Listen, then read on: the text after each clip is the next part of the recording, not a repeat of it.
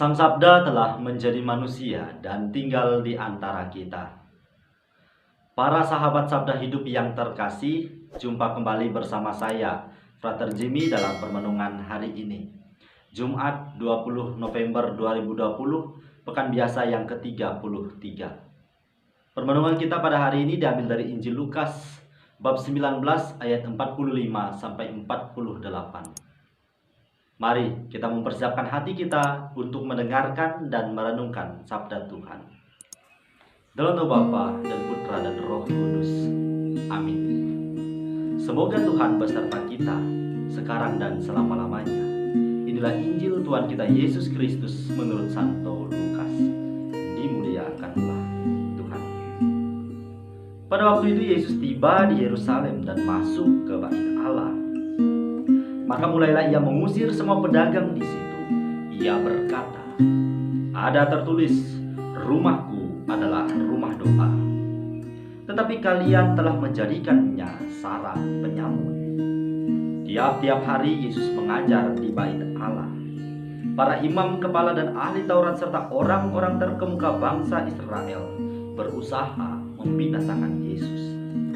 Tetapi mereka tidak tahu bagaimana harus melakukannya, sebab seluruh rakyat terpikat kepadanya dan ingin mendengarkan dia.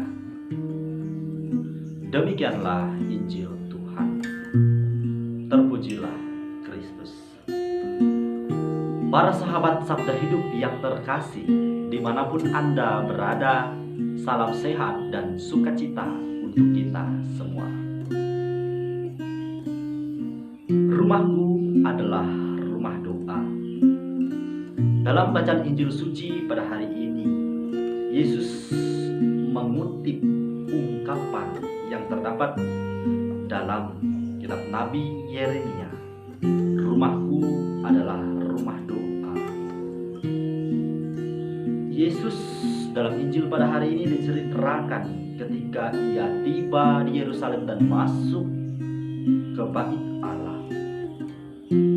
Ia melihat betapa banyak orang-orang di situ yang justru menjadikan Bait Allah bukan sebagai tempat untuk beribadah, untuk berdoa, melainkan justru bak pasar, tempat untuk berdagang. Oleh sebab itu Yesus menegaskan kepada orang-orang yang berlaku demikian dengan mengutip ayat yang terdapat dalam kitab Nabi Yeremia, "Rumahku adalah rumah doa." Para sahabat yang terkasih, pada kesempatan ini saya ingin mengajak kita untuk merefleksikan ungkapan ini. Rumahku adalah rumah doa. Bahwa pada situasi saat itu yang digambarkan oleh bacaan Injil pada hari ini, sudah terjadi situasi yang begitu memprihatinkan. Orang-orang justru menjadikan Bait Allah atau gereja yang kita kenal saat ini tempat untuk berdagang, menjadikan Bait Allah tempat yang begitu suci menjadi kotor.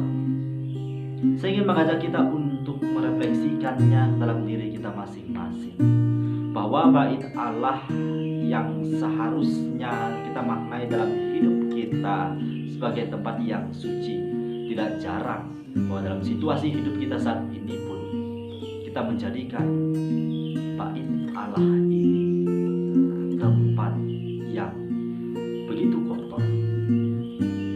Tidak lain, Bait Allah ialah diri kita sendiri, tubuh saya, Anda, dan kita semua ialah Bait Allah.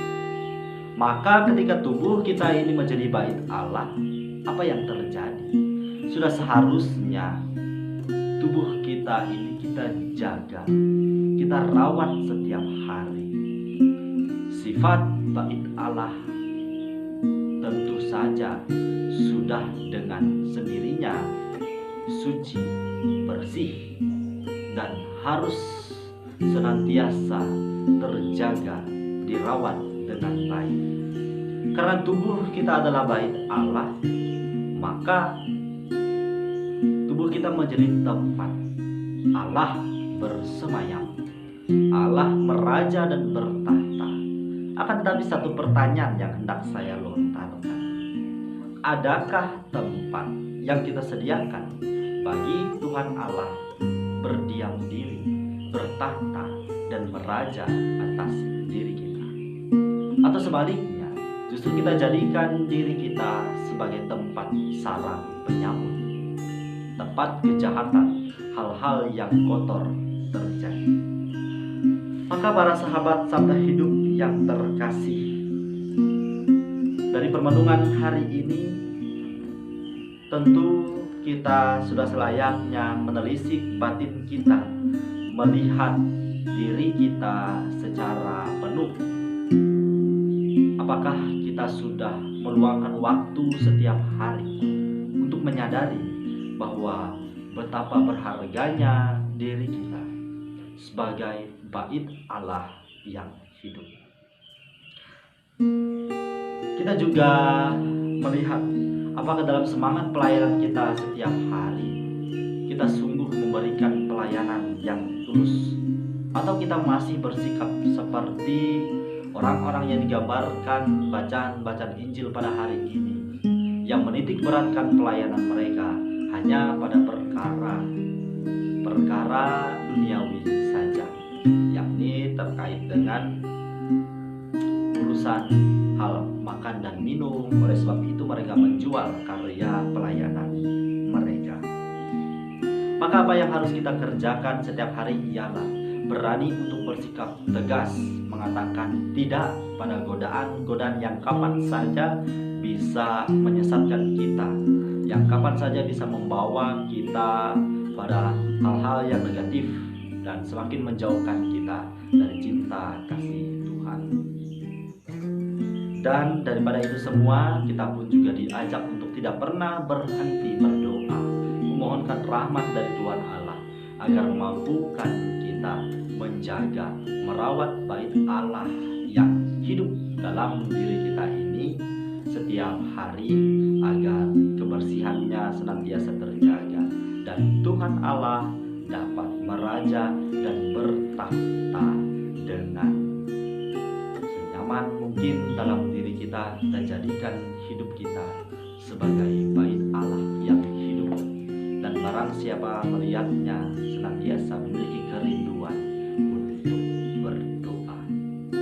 Semoga permenungan pada hari ini membantu kita untuk masuk pada refleksi pribadi yang lebih mendalam. Semoga Allah yang Maha Kuasa memberkati kita, melindungi kita terhadap dosa, dan menghantar kita ke hidup yang kekal dalam nama Bapa dan Putra dan Roh Kudus. Amin.